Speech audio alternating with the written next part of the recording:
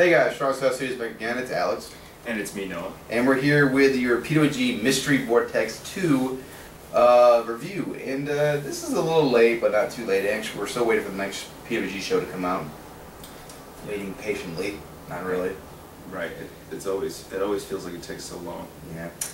Yeah, but this was a pretty good show. It wasn't their best, but it certainly wasn't a horrible show. No, I thought it was fun and pretty easy to sit through. Absolutely. We started things off with probably one of the best matches of the night, which was Cedric, Alexander, Andrew Everett, and Trevor Lee in a three-way match. All three of these guys, well, two of them were making their debut. Cedric Alexander has been there before I think for Kurt Russell Reunion one show. Oh, okay. So he's been on there a little bit.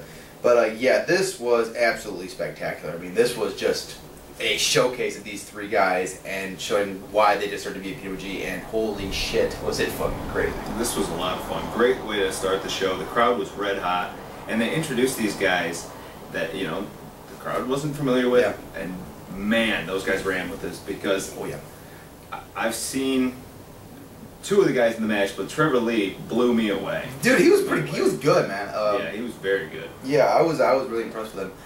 Cedric was great. I mean, I love Cedric, but Andrew Everett, man, holy crap, is that guy a high-flying risk taker? Oh yeah, dude, he gets up there in the air when he does those springboard moves. Or whatever. He commits. He commits. Yes, that's the best way to say about his high flying. He's committed. Yeah. But yeah, this was just spectacular. I mean, the crowd was just, yeah, you said it, like they were red hot for this opener, and they really took to the new guys they weren't really familiar with. Yeah, exactly. Like they were fully like supporting these guys at the end of this match. Mm-hmm. And I see these guys coming back. Oh hell yeah! Sure. I think actually all of the, well, Andrew Everett is injured with an ACL injury, but Cedric and Trevor Lee are already been back. So great. Yeah, I give this 4 stars. I really liked it. Really? Yeah. I gave it 3.5. I just thought it was a little short and kind of spotty, but I loved it for what it was. Okay.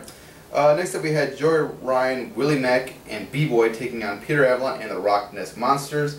This is your typical PWG 6-man match. I mean, yeah, it's the same shit they've done a million times before. It's entertaining for what it is, and the crowd seemed to enjoy it, you know. But it was fine. Yeah. But yeah, you know, just a decent second match on the card. Yeah. Nothing more. Willie Mack is still criminally underrated in PWG. I give this 2.5. I also gave it 2.5. Okay.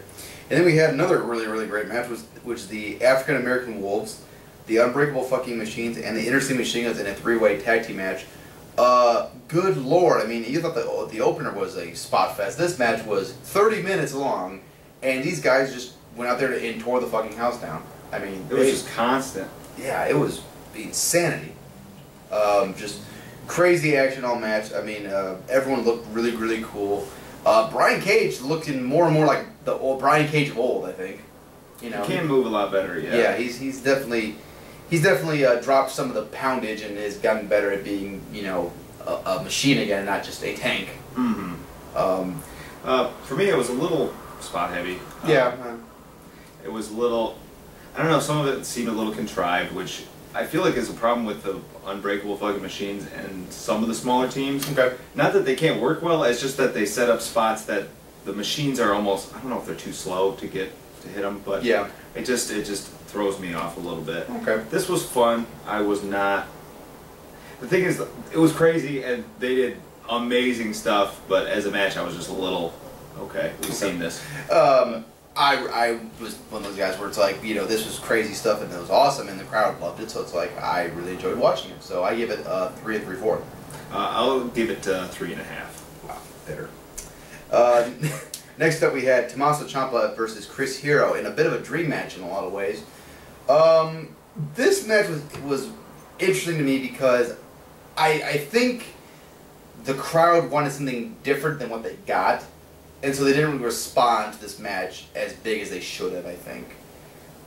Hero and Tommaso Ciampa worked more technical style match. It was kind of cool to see Tommaso work that style, but like, I think the crowd was more interested in just these two guys just throwing haymakers and trying to beat the shit out of each other. Yeah, it was, I don't know, there was something off about it. Yeah. I don't know if their chemistry wasn't great. There was a few awkward moments, you know. Yeah. They had that discus he went for the discus elbow and kind of like fell down or fainted or something, and the crowd didn't seem to connect to know what was going on. Commentary saved it, but the crowd didn't get it. Yeah. And that came across, and there was the cradle knee spot that was kind of strange. So there was just, I don't know. It's just the crowd really didn't. This wasn't what the crowd wanted from this match. No. And like in response, they didn't get into it as much as they should have. The action was pretty good. These guys do have some chemistry, I think, and I think if they were given some time maybe to work with each other, maybe like in a tag team match or something, they can get to know each other a little better. I think down the road they could have a singles match that'd be really good. Yeah. But as it was, this was a decent matchup. I'd probably give it 3 stars. I'm going to give it 3 1/4. Okay. One thing I want to say about Hero is that it seems like since he's gotten back, he's gotten a little cute with things. He does. Yeah. He tries too hard. Yeah, he's too he shows off he shows off like how good a wrestler he is in a weird way, you know. And like it's like unlike Kyle and Johnny Gargano, who are amazing technical wrestlers, they just go right for no fancy business, all business, you know. Hero is kind of pretty about it, you know. Yeah, there's something. I don't know. He wrestles a very kind of like almost like Colt Cabana, like very flashy style, just to show off like how good of a technical wrestler. And it doesn't translate well for matches, I don't think. Yeah, I don't think so either. Yeah. Next up, we had the match of the night, which was Johnny Gargano versus Kyle O'Reilly. This was absolutely spectacular. Oh, this was amazing. I mean, you want to talk about 2 guys that are just at the peak of their professional wrestling career right now, I think. These are it, and like they are just 2 beautifully technical wrestlers. I mean, and just amazing match. These guys clicked so well. Yeah, they're the perfect opponents. Absolutely, and actually, like, this is what I wanted the finals of Bola to be last year.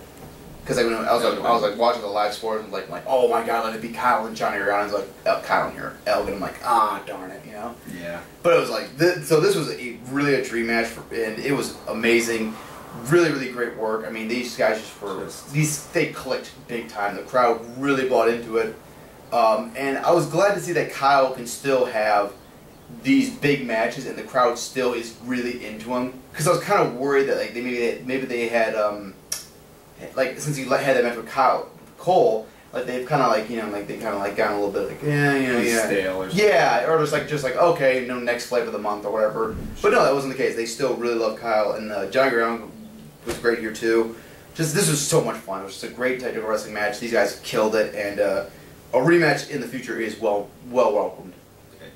I have to agree with everything you said, and the thing is, this match looked like these guys wrestle every week. Yeah. I mean, some of the stuff that they set up and did was so complex but so crisp. Yeah. You know, great sequences, fantastic. They were selling, great psychology throughout. This is one of my matches of the year. I agree. I give this 4 1/4. I love this match. I gave it 4.5. Yeah. Also, one thing I want to point out is like how awesome would it be like now that Kyle is champion, maybe like him and Gargano in an Iron Man match. I know you're not a fan of Iron Man matches, but like I don't know, so 2 out of 3 falls maybe. I could get behind those guys going an hour because you know that they're not going to cardio wise, they're yeah. I don't know. But we'll see. And but they're very technical, which is great. And then we had the PWG tag team title match between the Young Bucks and the Best Friends. Best Friends having won DDT4, getting the title shot. This was a very interesting match. First of all, I was expecting this to be a lot funnier than it was. There wasn't that much comedy in it. Okay. I think it did feel more serious. Yeah, which I guess it's kind of nice because like maybe it showed like the Best Friends are not playing around this time. They're wanting to get they're being serious. They want to win their titles. But like I just think with 4 colorful personalities like the Bucks and the Best Friends, you should have had some before match shenanigans, a little bit or something, Okay. I don't know. I didn't think that's what was lacking too much. I mean, they could have added. Well, no, it was just one thing I noticed. But there were some funny spots in here that I thought were fantastic. Yeah. The elbows in the corner and then hugs. Yeah, that was great. That was dying. Yeah, that was really funny. And the way that the commentary spoke, he's absorbing the energy or something. Yeah, it was friendship. And then the Bucks having the giant jacket and the Jackson wearing it terribly. Yeah, that jacket was just a piece of shit. Oh man, that was really funny. This was just, as a match, it wasn't blow away, but I had a lot of fun with it. But one spot I wanted to point out was that spot where Trent took the Doomsday. Oh my and God! I thought he landed on the top of his head. He landed on his head. Yeah. It was nasty. Yeah. But also, I want to say, like, the crowd was really, really into this. Like, they were super into the best friends. And, like, they were wanting to win. So, like, when the finish came along, it's like, you know, it was a little bit of a clusterfuck, but the crowd was really, really into it. It's like, okay, you got him. And then, like, they just did the finish with, like, the cash shot. And, like, it was like a 1, 2, 3. And, like, the crowd was just like, oh. And, like, it was just like, man, you had the crowd with you through all that shenanigans. And then the flat finish just killed it. And it's like, that was like the only bad part about this match was that overbooked finish, and then you know. And the thing is, my problem with the finish is that we've seen it so much lately in PWG with Mount Rushmore and these guys. So yeah, that hurt the match. But I really am digging the best friends. Oh yeah, I love to see them in more places. I would love, like I said, I think we said, like, you know, like book those guys in Chicago together. That'd be great. Yeah, even ROH would be fantastic. Yeah, well, the problem is they're both with they're with Gabe, so. Yeah. But they're not even tagging in that. No, they're not. You know, Trent Brothers with Tony Nese and the Premier Athlete Brian and Chuck Taylor with no one. Right. So really stupid. Yeah. Yeah. Not the best booking idea, Gabe. What you end up giving this? I gave this 3.5. It was pretty good. I went 3 1/4. I just like it was going along really, really great, and then that just how flat that finish came across really kind of hurt it for me. Okay. So. And then we had the main event, which was the PWG World Title match between Adam Cole and Candice LeRae. A bit of a dream match that a lot of people really, really wanted to see, especially when it was announced for All-Star Weekend 10, and it didn't happen due to Chris Hero being booked. So, crowd was really, really into this match.